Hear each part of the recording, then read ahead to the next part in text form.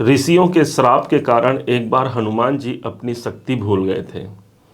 दक्षिण के समुद्र तट पर सभी वानर सेना विद्यमान थी और तभी एक ही चिंता का लहर था कि समुद्र को पार कैसे किया जाए और माँ जानकी की पता कैसे लगाई जाए।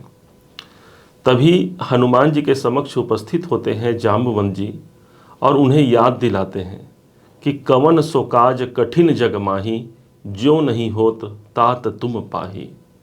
हे हनुमान जी, संसार में ऐसी कोई भी काम नहीं जो आपके माध्यम से पूरी नहीं हो सकती। और हनुमान जी को अपनी शक्ति याद आती है और वो कूद करके लंका पर जा कर के माँ सीता को पता लगाकर लंका को आग लगाकर वापस आ जाते हैं। ठीक ऐसे ही हमारे ज्योतिष में एक ग्रह है और वो है मंगल, जो हनुमान जी की शक्ति को अपने अंदर समाहित रखते हैं और उन्हीं का ही स्वरूप माना जाता है। व्यास जी ने इस मंगल के विषय में लिखा है कि धरणी गर्भ संभूतम विद्युत कांति समप्रभम कुमारम शक्ति हस्तम तम मंगलम प्रणमाम्यहम। हम उस मंगल की वंदना करते हैं जिनके हाथों में शक्ति समाहित है और विद्युत के समान जिनके अंदर कांति मौजूद है। आज 15 जनवरी से लेकर के 23 फरवरी 2026 तक यही मंगलदेव, जो कि मेष राशि के स्वामी बनते हैं, उच्च के अवस्था पर मौजूद रहेंगे। ये ग्रहों की 3 अवस्था में सबसे महत्वपूर्ण अवस्था है जब कोई ग्रह उच्च के अवस्था पर आता है। 1.5 साल बाद 1.5 महीने के लिए मंगल उच्च के होने जा रहे हैं, अर्थात विशेष और महत्वपूर्ण कार्य यहाँ पर सकारात्मक ढंग से पूरे होने जा रहे हैं।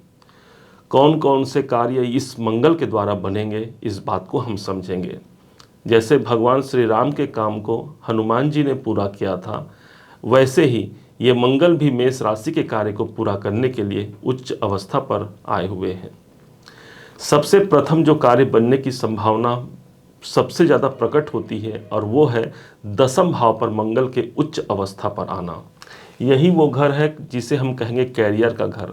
सर्वप्रथम जो कार्य बनने की संभावना प्रबल है वो है कार्य क्षेत्र पर सफलता के दृष्टिकोण से अनुकूल होगा। मंगल को हम सेनापति कहते हैं। अब वही सेनापति वही हमारे 10वें भाव पर रहेगा। लीडरशिप क्वालिटी हमारे अंदर बढ़ती है। हम जहाँ काम करते हैं वहाँ दूसरों के संग हमारा हस्तक्षेप बढ़ता है। लोग हमको जानते हैं, हमको पहचानते हैं और जो काम काफ़ी लंबे समय से रुका हुआ है वो काम बढ़ने की संभावना यहाँ पर प्रबल हो जाती है, क्योंकि मंगल अब यहाँ पर उच्च के हो गए हैं। मंगल जिस घर पर होते हैं उस घर पर एक सेनापति की भावना कायम होती, पराक्रम हमारा आ जाता है।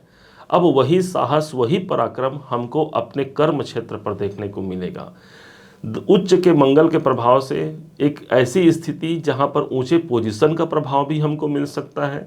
एक सही वातावरण जिसकी तलाश हम कर रहे थे अपने कार्य क्षेत्र पर, इस मंगल के प्रभाव से प्राप्त होता है।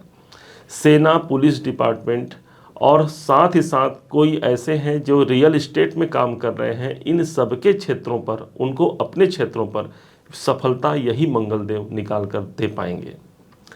दूसरा प्रमाण इस मंगल के पास होगा और वो होगा इनके पास जो दृष्टि है, और वो दृष्टि पड़ रही है सीधे मंगल की दृष्टि, चौथी दृष्टि आपके अपने राशि पर विद्यमान रहेगी। इसलिए स्वास्थ्य में यदि कोई परेशानियां हैं उससे हम बाहर निकलते हैं। एक ओरा हमारा पॉजिटिव होता है, सकारात्मक वाइब्रेशन इस मंगल के प्रभाव से हम प्राप्त कर पाते हैं। नेतृत्व करने की क्षमता हमारे अंदर आती है। यदि आप राजनीति के फील्ड में हैं तो वहाँ पर भी एक विशेष अनुभूति आप देख सकते हैं।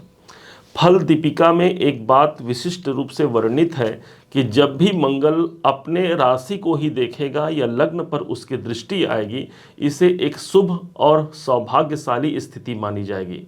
अर्थात जो 23 तारीख तक का जो योग है, इस समय पर बड़े पॉजिटिव परिणाम मिलने के लिए ये मंगल हमारा सर्वश्रेष्ठ संसाधन साबित होगा। इसके पश्चात इसी मंगल के पास 7वीं दृष्टि है और उस दृष्टि से ये प्रदान कर रहे हैं चतुर्थ भाव को। मंगल को हम स्वयं कहते हैं भूमि सुतो, अर्थात भूमि पुत्र हैं ये मंगल। तो जो लोग भूमि संबंधी कार्यों पर संलग्न हैं या फिर प्रॉपर्टी बनाना चाहते हैं या इस समय पर कोई रजिस्ट्री करना चाहते हैं, ये सब कार्य पूरे होने के लिए एक अच्छा योग है, जहाँ पर परिवार के संग मिल करके हम एक सुख सौभाग्य के वातावरण को देख पाते हैं। ध्यान रखिएगा, मंगल जिस घर पर दृष्टि दे रहे हैं वो उनके मित्र की राशि है, चंद्रमा की राशि है।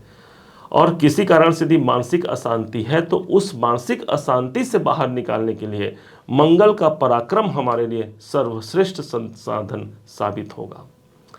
मंगल के पास एक अंतिम दृष्टि है और वो है 8वीं दृष्टि।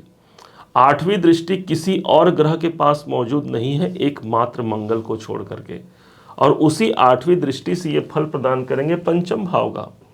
इसलिए हमारा माइंड इस समय पर क्रिएटिव होता है, नए नए आइडिया हम सोच पाते हैं, कोई शिक्षा हम इस समय पर ले पाते हैं। एजुकेशन से व्यक्ति जुड़ सकता है, यदि आप एजुकेशन फील्ड में हैं तो वहाँ पर सफलता की प्राप्ति इस मंगल से लगाई जा सकती है।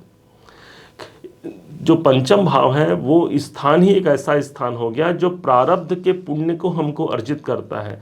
अब जब राशि का स्वामी ही उच्च अवस्था में है तो जो हमारे पुण्य हैं इस समय पर जागृत होते हैं।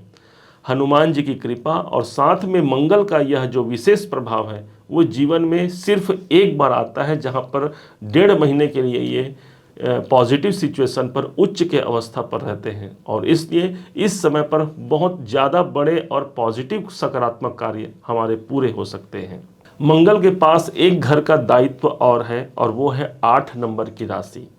आपके लिए 8 नंबर की राशि मेष राशि के ठीक अष्टम भाव पर पड़ी, और इसलिए अष्टम भाव अचानक से होने वाली गतिविधियों का होता है। और बैठे कहाँ हैं तो कैरियर के घर पर। देख लीजिएगा, कर्म क्षेत्र पर कोई अचानक से कोई रिजल्ट इस समय पर आ सकता है। अचानक का मतलब 8वां घर हमारे किसी भी कार्य को सहसा पूर्ण कराने वाला होता है, और जहाँ पर ये 10 नंबर की राशि है, जिस भाव पर मंगल बैठे हैं वो स्वयं कर्म की राशि है। तो विशेष तौर पर कहा जाए तो ये गोचर कैरियर में एक उच्च उन्नति को लेकर के, साथ ही साथ हमारे स्वास्थ्य को एक बेहतरी के रूप में ले जाने के लिए, किसी प्रॉपर्टी संबंधित कार्य को पूरा कराने के लिए, पारिवारिक जो दायित्व हैं उसको पूरा कराने के लिए, साथ ही साथ संतान संबंधी प्रेम संबंधों में भी प्रगाढ़ता लाने के लिए मंगल का यह गोचर सर्वश्रेष्ठ गोचर साबित होगा मेष राशि के लिए। अब इस मंगल को कैसे हम और अनुकूल बना सकें? माना जाता है कि हनुमान जी की आराधना करने से ये मंगल हमको सकारात्मक परिणाम देते हैं।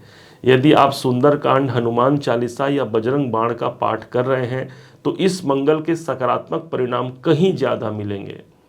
आपके छोटे भाई जो होते हैं उसको हम मंगल से जोड़ते हैं। यदि उनके संग हम अपना रिलेशन अच्छा रख पाते हैं, या जो छोटे बच्चे होते हैं उनसे हम मंगल को जोड़ते हैं, उनसे यदि रिलेशन हम अच्छा रख पाते हैं तो इस मंगल के परिणाम हमको ज़्यादा मजबूती से और कई गुना ज़्यादा मिलेगा। ध्यान रखिएगा, ये सेनापति हैं, और एक बार जब ये उच्च की अवस्था पर आ रहे हैं तो कुछ बड़ा और बेहतर परिणाम इस समय पर देखने को अवश्य मिलता है। उम्मीद है आप सबने इसे समझा, आप सबने इसे जाना है। यदि आपने इसे समझा है, जाना है, और मेरे समझाने का प्रयास यदि आपको सार्थक लगा हो, मेरे समझाने का तरीका यदि आपको सार्थक लगा हो, तो हर बार की भांति इस बार भी अपना प्यार भरा लाइक और कमेंट करना कभी मत भूलिएगा। और हाँ, यदि अभी तक आपने चैनल को सब्सक्राइब नहीं किया है, सब्सक्राइब जरूर कीजिएगा। पुनः एक बार फिर आप सभी का दिवस बहुत मंगलमय हो, इन्हीं शुभकामनाओं के साथ। जय श्री राम।